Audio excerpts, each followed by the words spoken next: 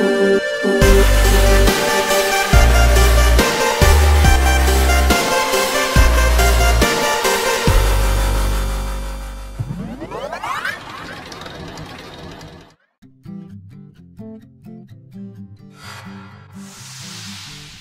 it's supposed to be the Final Fantasy, then how come there are so many games in the series?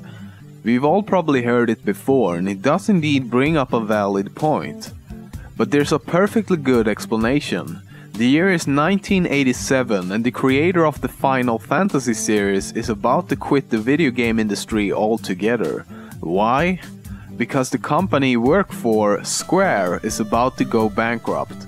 So in a final attempt to create a successful game, he creates Final Fantasy. Grand Theft Auto GTA only exists because of a glitch in another game. In 1995, Rockstar was working on a game titled Race and Chase. The game was very similar to what would later become GTA. However, the game focused only on car chases as well as playing as the police trying to catch criminals. But a bug in the game caused AI police cars to try and run you off the road rather than actually catch and bust you. This was popular enough with testers that the model of the game was reworked to better suit this dynamic, and so GTA was born. While working on Deus Ex and adding a New York skyline into the game, designers had to cut out several parts of the backdrop, including the Twin Towers, because of memory limitations. Gamers noticed this, and when they complained, the developers of Deus Ex explained that the towers had been destroyed by terrorist attacks in the game.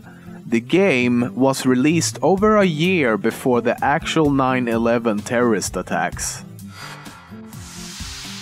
The Xbox was originally named DirectXbox, as it was initially designed to show how Microsoft's DirectX graphics technology could benefit the console market. The Bioshock series is well known for its enemies such as the Big Daddies and Little Sisters. However, before coming up with the idea for Little Sisters, the creators had a few other ideas in mind. At first, the Little Sisters, or Gatherers as they were called at the time, was designed based on a sea slug and looked like this. But nobody seemed to empathize with the character that much. Big surprise. So the artists were given the task of creating a character that players could more easily feel pity for. One artist sketched up this design of a dog in a wheelchair, and another was that of a toad with a funnel attached to its anus. Yeah, try to empathize with that.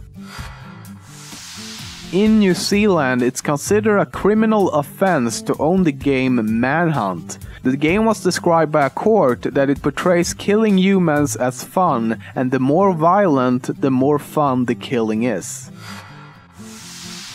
Even though 12-year-old screaming little boys seem to be the minority of gamers, it's surprisingly far from the truth.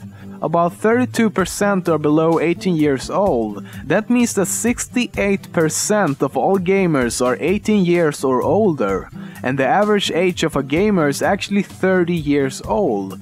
But the most staggering fact about all this is that roughly 45% of all gamers are female. So you're telling me there's a chance? The best-selling video game console of all time is the PlayStation 2, with over 155 million units sold worldwide. The best-selling handheld device is the Nintendo DS, with over 153 million units sold worldwide. The worst-selling console of all time is the Apple Pippin, which sold about 43,000 units during its 2-year period on the market. Not too surprisingly, considering it was made by Apple. No, I'm just kidding. Not really, but the failure had to do with its price. It had a price tag of $599, and the competing consoles were much cheaper as well as better in performance and features. Mega Man was originally called Rockman, but for its release in America they changed it to Mega Man because Nintendo of America thought people might mistake his name for Cocaine Man.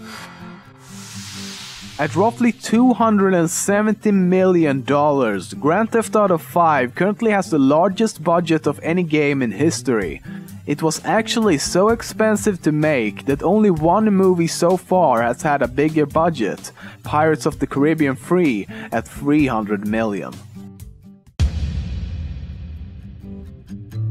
It's okay if you don't wanna sing along, but if you do, I promise you, you will feel like you belong. Don't get me wrong.